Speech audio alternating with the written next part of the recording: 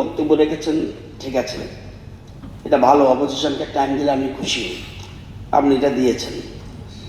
দুটো, সবগুলো শুনতে পারিনি। মাল বানাচ্ছেন, মাল বানাও, এটা প্রসিডিংতে বাদ যেতে হবে। বেটি বাঁচাও বেটি পটাও, অবশ্যই বাদ যেতে হবে। এটা অশোভনীয়, এটা হতে পারে না, এটা হওয়া উচিত না। আরো কিছু বলেছে কিন্তু এই দুটো না, বেটি বাঁচাও বেটি পটাও। আমাদের একদিকে আমরা নারী নির্যাতনের কথা বলছি, একদিকে নারী নির্যাতনের কথা বলছি, যুবক যুবতীরা বাইরে যাচ্ছে বলছি, আবার পটাও। এইসবটা হতে পারে? এগুলি প্রসিডিংতে বাদ দেবেন, আমরা অ্যানাউন্স করতে হবে। বয়সের কারণে যদি এরকম হয়ে থাকে, সেদিন আমি টুপি এনেছি। এই টুপিটা আপনার জন্য ঠিক থাকবে, কারণ এটার মধ্যে সোলার ফিট করা আছে।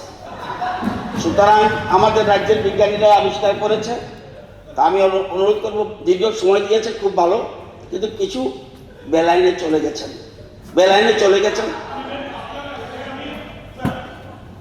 কাছ থেকে আমি টুপিটা নেব, কিন্তু দয়া করে ফোল্ডে দেন, রাজ্যের মানুষকে টুপি পড়াবেন না। ঠিক আছে, রাজ্যের মানুষকে যথেষ্ট টুপি পড়াবেন, আর টুপি পড়াতে যাবেন। ঠিক আছে, আপনি স্যার ওই অ্যানাউন্সটা করুন যে এই শব্দগুলি বাদ যেতে হবে। মাননীয় এমএলএ সুধীর রায় বর্মনজি, কংগ্রেসের যিনি যে ওনার ভাষণে প্রায় 45 মিনিট বলেছেন, এর মধ্যে যে আনপার্লামেন্টারি কিছু থাকলে পরে এটা না, মাল বানাচ্ছেন, মাল বানাও, এটা বাদ যাবে। বেটি বাঁচাও বেটি পটাও, এটা শুধু না।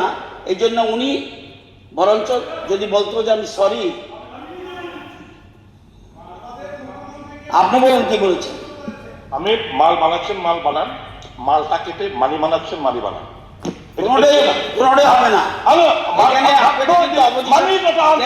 থেকে কিচ্ছু বলেনি, নাইসলি বলেছেন, এখানে অনেক কিছু বলেছেন, কিন্তু এটা এগুলি অ্যানাউন্স করে দিন, টোটাল ডিলিট করে দিন। এটা ডিলিট হয়ে যাবে।